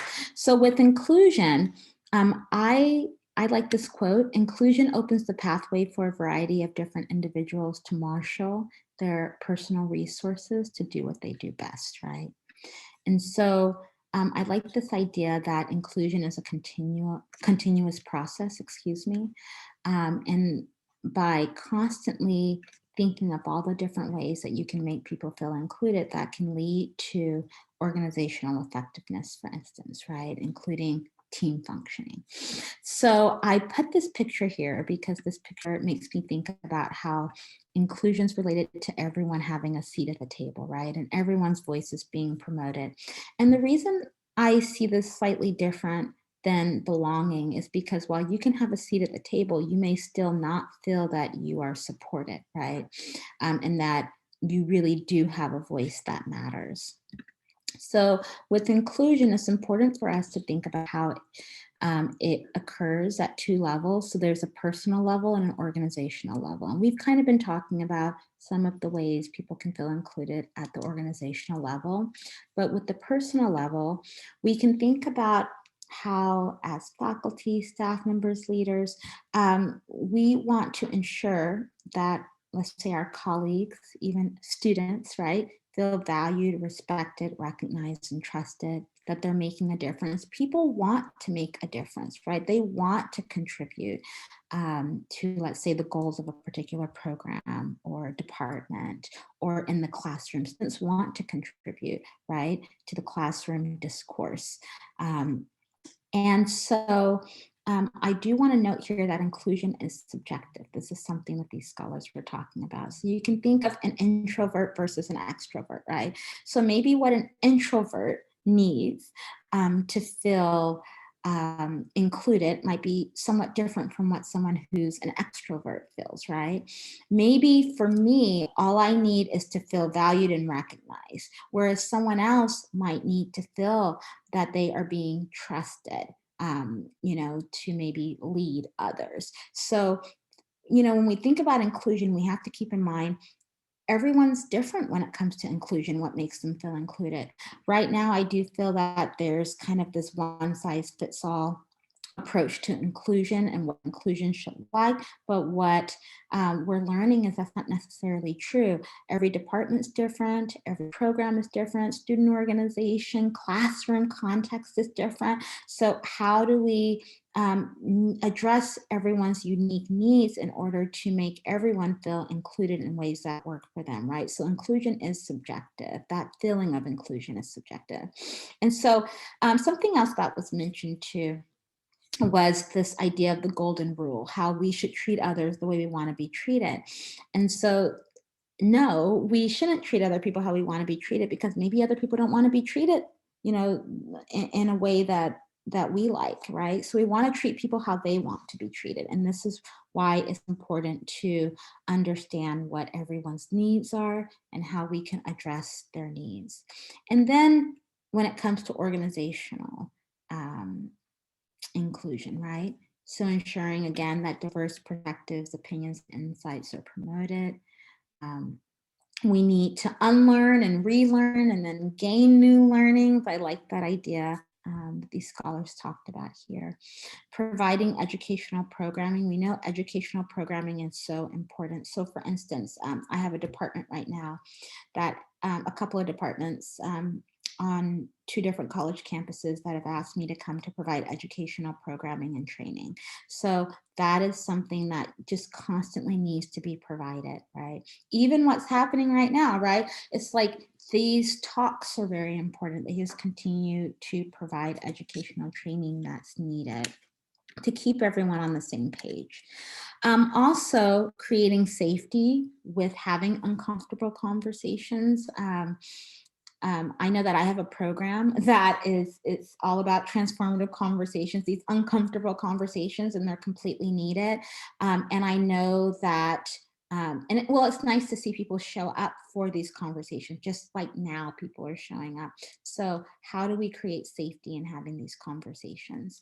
And then also, it's important for us to think about non-bureaucratic ways for reshaping and challenging and shaping policies and practices that can empower everyone so that people really do have a seat at the table and they can contribute. And I want you to think about how you can, promote inclusion in your specific role. And then lastly, I want to talk about sense of belonging. So I want to read this quote. "It is not enough to have a seat at the table," which I consider to be related to inclusion. "We must amplify everyone's voices, clear barriers, and appreciate each other for our unique backgrounds," right? And so let's dig into that a little bit more. So when it comes to sense of belonging, right? How do we understand what it is that people need? Well, you can give out, I put here like a questionnaire, right?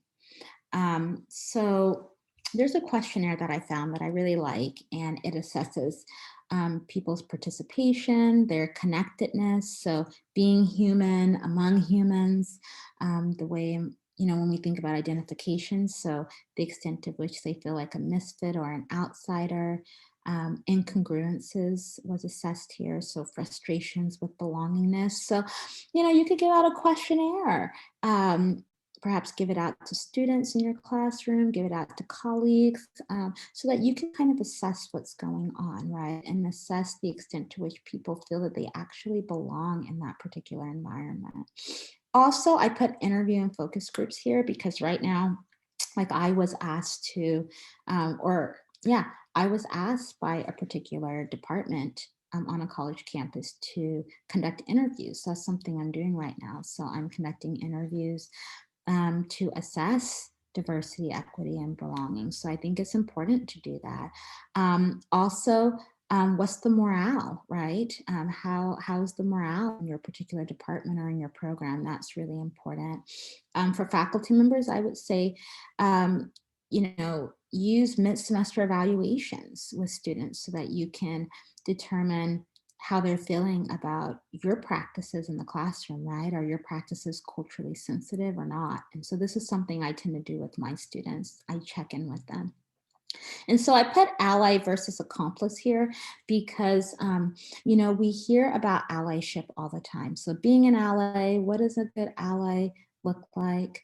How do you become an effective ally to people from underrepresented communities? And the reason I put ally versus accomplice here is because during a program that I held, I had scholars join that program with me, as well as university staff members. And so we were having a conversation. It was a really good conversation. And it was for one of my programs that I was doing. And during that conversation, it started with allyship. So we were like, okay, this is what allyship should look like. And then we started interrogating allyship. And then from that interrogation, the conversation moved into, wait, we don't want people to be allies. We want them to be accomplices. So it was such a good conversation. It kind of morphed into denying, or not denying, but saying, no, we want to kind of do away with allyship because a lot of allyship is performative. And what we want to do is we want people to be an accomplice. We want accomplices because accomplices are people who are going to stand by our side, right? Truly make us feel that we belong in a particular environment. So what do I mean by that? So, if I'm in a meeting, right, and I decide to speak up against some sort of injustice that's going on, an accomplice is someone who will, who sees what I'm seeing and chimes in and says, yeah, that is happening, and I don't like this either. And here's some solutions, right? So this person is like working with me so that I'm just not left out on a limb, right? Which often happens and is totally fine. I'm confident enough to say what I need to say in a meeting, but there are people, especially when we're talking about, there are people who are afraid to speak up because they don't feel they have accomplices in the room, right? So we want people who are accomplices, people who are going to be down for the cause, who will stand by your side, will speak up alongside you in meetings, because that's really what's going to help to get things done, right? And so that's just an example, but of course there's other ways to be an accomplice when you are trying to promote diversity, equity, inclusion, and belonging. And another one, Dr. Harven, Yes. somebody shared around the professional development that learning isn't effective if we need policy reform. Yes, absolutely. Yes, policy reform, extremely important, right? Thank you. And then I want to talk really briefly about Dr. Terrell Strayhorn, who I was informed by ONAR is going to be on your campus, which I'm really excited about. He is absolutely amazing. I consider him to be a leader in all this work on sense of belonging. So you definitely should look into his work. He's absolutely amazing. He's going to be on your campus, and I'm excited about that for you. So I actually interviewed him for a talk in the spring, and we were talking about academic leadership and sense of belonging. And so something he said, and he's a university provost. He has been a faculty member. He is a provost. I mean, he's just highly accomplished. And so, anyways, he was saying that he's so, he was talking about the fact that he's been in the classroom, right, has really helped him in this role as being a provost. But something he said that really resonated with me and so many other people in the audience was he talked about how academic leaders have to anticipate faculty and staff from marginalized communities coming to them with experiences of racism on campus, experiences of sexism, ageism, homophobia, you name it. You have to go in, he said, as an academic leader, knowing I am probably going to get faculty coming to me having had and having these experiences, right? And I have to do something about it. And he also said it's important as an academic leader to anticipate how people are going to have discriminatory based complaints, right? They're going to want to file grievances if they don't feel that somebody is listening to them and taking care of the situation and helping them to feel this sense of belonging, right? And so he said he has this lens when he goes into his job, and it could be because he is he's a part of an underrepresented group, so he knows what that feels like, right? To not be supported. But he goes in and he says he works so hard to support not only faculty, but he goes in to support staff, because he says if he's supporting faculty and staff, that is going to trickle down into students feeling supported and students feeling this sense of belonging, right? So he really pushes this idea of sense of belonging at every single level on the college campus. And then also some additional notes here. I want to say that it's important for us to develop effective policies for handling everyday discrimination and harassment, like microaggressions, right? And when people are reporting these incidents, they're just not falling on deaf ears, right? It's also important for us to courageously hold our campus colleagues and friends accountable if they do engage in behaviors that students or other colleagues of ours feel are discriminatory in some way.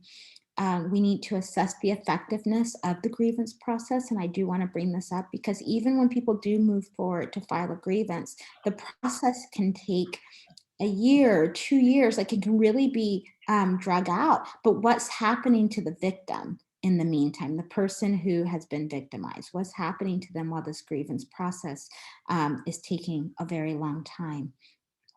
And then also it's important for us to assess the support that's in place for victims of discrimination and harassment, like I was saying.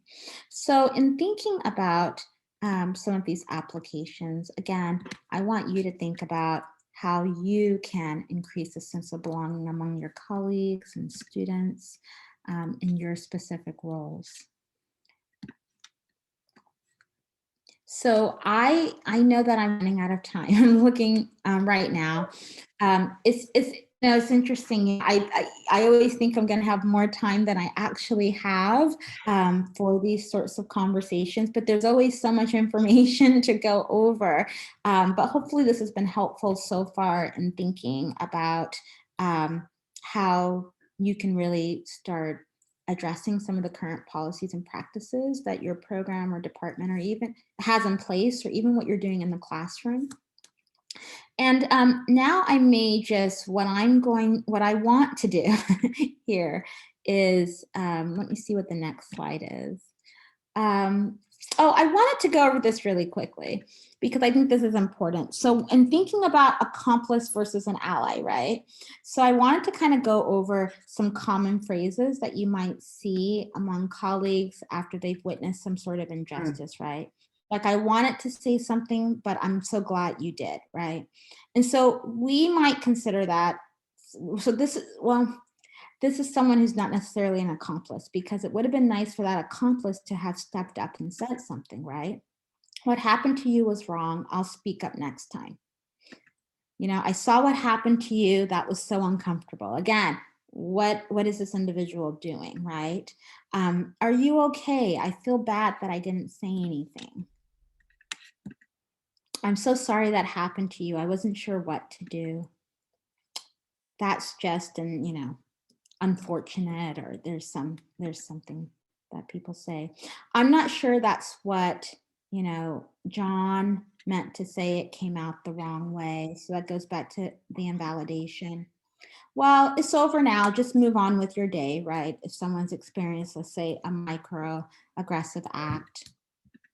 And so again, I just put here, you know, remember to be an accomplice, right? It's so important to be an accomplice. And the reason I want to bring up these phrases is because I've had conversations with some of my colleagues before about this, where maybe, you know, we're trying to, you know, maybe my colleague is trying to move for some sort of policy that's going to be, advance equity, right? And then they're in the conversation, this larger conversation on campus, and they're just, and no one's really speaking up to support them, right? And so usually what will happen is you'll get these sorts of comments like afterwards, wow, I'm so glad you said something. I would have, but I didn't, or, you know, or whatever the case may be. And so I want you to know, like, this happens more than you think. You know, and it happens all the time with me, you know, where later I'll hear from colleagues, oh, I'm so glad you said something. I wanted to, but I didn't know what to say or how to say it. And, you know, these same colleagues, you know, I know they're, you know, they're good people, but at the same time, it's like, oh, it would have been nice if you were an accomplice in that moment, you know, because it's like, I could have used your support in that moment, as opposed to afterwards privately saying something to me, right? And sometimes we'll see allies do that. And that's why I was saying, you know, we need to move away from the idea of allyship, since so many people are referring to themselves as allies. So what's an ally really anymore? So we need to think about accomplices, right? People who will actually get their hands dirty, and they're not afraid to put themselves on the line for justice. And that's really what we need at this point. So Onar, you can cut me off whenever you're ready. Yeah, so I just want to be mindful of time. It is 2:01. Again, for those who have stayed, thank you so much. Again, just being conscious of time, do you have any closing comments or thoughts on your part, Dr. Harven, or anyone else from the group?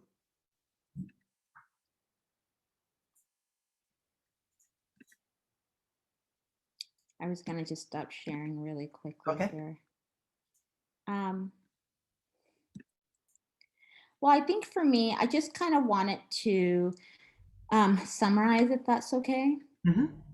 Sure. Just a little bit.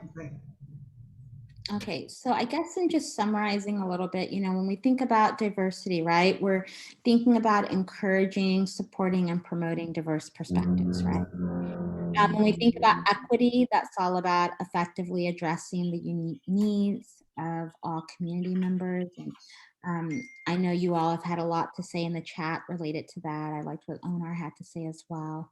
When it comes to inclusion, right, ensuring everyone feels seen and heard, and ensuring that people can uniquely contribute to the larger goals that might exist in a department or program or in a classroom setting. And then with belonging, ensuring that people feel supported, like truly supported, and that they matter, right? Mm-hmm. And this sense of belonging is especially important right now in this ongoing pandemic, where mental health and wellness should really be at the forefront of everyone's minds. So I encourage you all to think about all of the different ways that you can help to promote this sense of belonging on your campuses with everyone that you're working with, including colleagues, but keeping the pandemic in mind, and keeping, you know, in mind that people are mentally exhausted, right? And still trying to do their job. Wellness, again, needs to be at the forefront too, right? So people need mental health breaks. So we need to make sure that we are incorporating that into this sense of belonging, as well as creating spaces of healing for people too, right? Because so many, like if you just watch all the civil unrest in the world, and you even see some of what's happening on our campuses, it's super important for us to keep in mind that whether people are experiencing discrimination and harassment or they are witnessing it, it can take a toll psychologically on a person. And we know with students, it can also take an academic toll. So we just want to keep in mind, you know, mental health and wellness when we are thinking about the importance of pushing diversity, equity, inclusion, and belonging forward in the work that we do. And I know that on your campus, just like on many other college campuses, university campuses, I am so proud of you know, universities and colleges for really wanting to embrace this work and really wanting to make things better on like our campuses. So I am so glad that you all invited me here. I hear nothing but great things about UC Merced. So I'm sure you're just going to keep improving on what it is that you're already doing.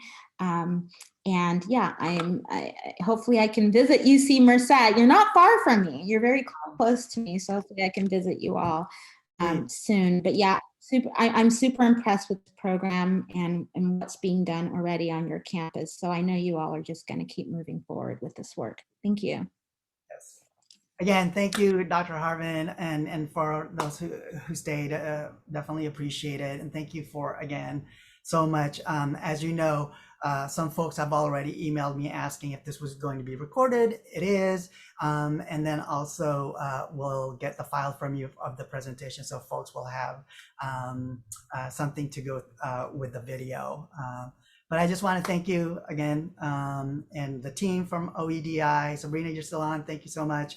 But again, really appreciate it, and just, you know, continuous conversation, and I appreciate our dialogue together as you have curated this workshop for us. So thank you.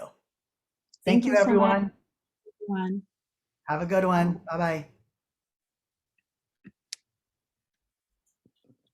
Onar.